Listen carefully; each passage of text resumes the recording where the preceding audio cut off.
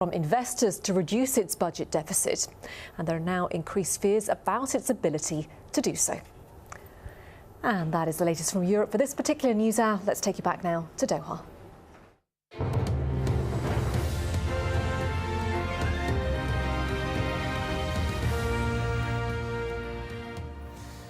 Well, thousands of tons of construction material is on its way to Gaza after sitting on the Israeli border for 3 years. Nicole Johnson reports on why the desperately needed supplies have taken so long to reach Palestinian territory.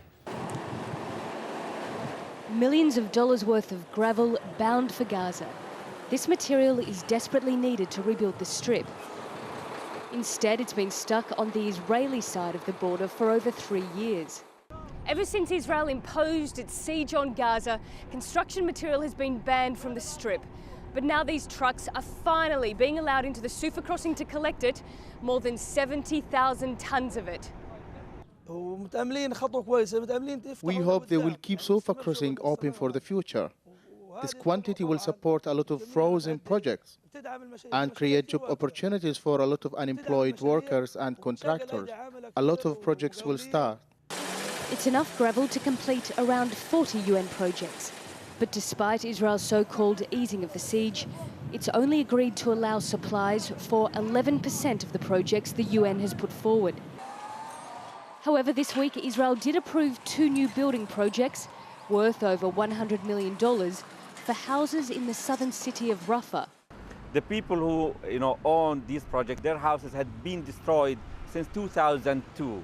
And they are all the time, they are in rented places. We paid millions of dollars, as rent for those people. So at last, the gravel rolls into Gaza, and a number of UN projects will finally begin. But for the private sector, cement and stones are still banned by Israel. In their case, the only option is to smuggle in supplies or once again use recycled stone. Nicole Johnston, AlJazeera at Sufa Crossing. The Dalai Lama says he's stepping down as political head of the exiled Tibetan movement. He says it's time for a freely elected leader to take over. Elections are due later this month for a new prime minister to lead the Tibetan government in exile. The Tibetan spiritual leader says his decision should give the elected prime minister greater influence as the region seeks autonomy from China. As early as the 1960s, I have repeatedly stressed that Tibetans need a leader, elected freely by the Tibetan people, to whom I can cede power. Now, we have clearly reached the time to put this into effect. The Asian nation of Myanmar has long been famous for its precious stones. Its gem industry is second only to oil and gas as the most lucrative foreign revenue earner. 90% of the world's rubies come from Myanmar. The export of precious stones from the country fell steeply after the US imposed sanctions in 2008. But many international jewelry companies exploit a loophole which allows for the trade in gems processed in other countries. And that loophole helps perpetuate a culture of child exploitation. Despite strict controls on foreign media, AlJazeera managed to take a closer look at some of the minds keeping the industry afloat. They are as young as 4 years old, cracking rocks in government-controlled mines, searching for one of the world's most precious jewels, the blood-red ruby. And this is how it all gets started. In the dark of night, dozens of miners take over property belonging to local farmers. They dig, hunting for the valuable gem. Armed men keep watch, leaving the rightful owners helpless to stop them. We have been here the whole night trying to defend the land, but we can't control them. We won't get any compensation, and the police encourage this. Supervising the operation is the local police chief and his army counterpart. Once rubies are found, the land is officially claimed by the state. We filmed the operation secretly, as foreigners are forbidden from visiting the area. The entire region of Mogok is off limits to outsiders. Its mines provide 90% of the world's ruby supply, and the government wields complete control. Locals who used to own property here often end up as virtual slaves to the ruby trade. It is hard, backbreaking work. And guards ensure the gems they do find are handed over. This man, a supervisor, tells us people here are given less than $1.50 a day for their efforts. We visit several mines, and in each are the elderly and more children. $216 US. And where's the rubies from? Mogok? Mogok ruby, natural stone. Natural stone. Here is where much of the jewels end up, government-run emporiums in the country's capital.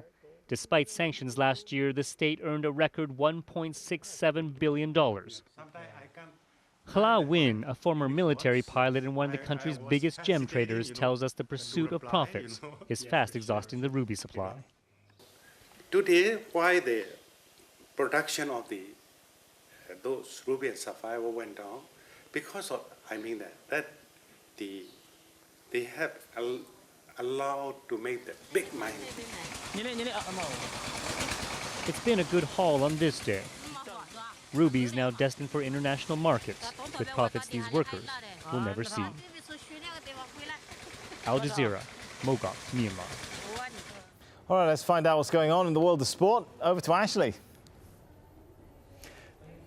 Yeah, Cricket World Cup, first of all, and a quite brilliant all-round performance by Tilakaratne Dilshan helped Sri Lanka reach the quarter-finals on Thursday. They beat Zimbabwe by 139 runs in Kandy. As Dilshan smashed 144, he shared an opening stand of 282 with Upal Taranga. That's the first double-century opening partnership in World Cup history. And the co-hosts made 327 for 6. Then with the ball, Dilshan took 4 wickets for just 4 runs. Zimbabwe bowled out for 188.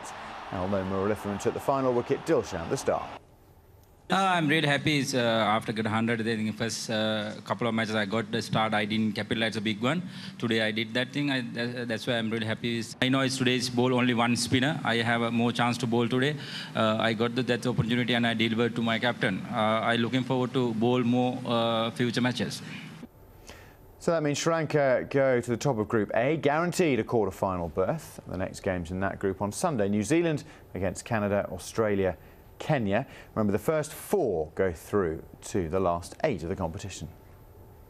Friday is all about Group B. Bangladesh host England in Chittagong. However, reports that a huge tropical rainstorm could hit the region in the next 24 hours, which might affect the game. The big match in the group, though, on Saturday. South Africa facing India in Nagpur. The Proteas aiming to get their campaign back on track after a dramatic collapse against England in their last game. They're facing an Indian side who are already assured of a quarter-final spot. We've played in big crowds before, fortunately. I don't think it's going to be a major surprise. Maybe the noise factor will take maybe 5 or 6 overs to get used to, but we're expecting a big occasion, and I think our guys enjoy a big occasion. Now, FIFA have started an investigation into match-fixing allegations surrounding 2 games held in Turkey last month. FIFA's disciplinary committee are looking into the match involving Latvia and Bolivia, and they're also investigating the game between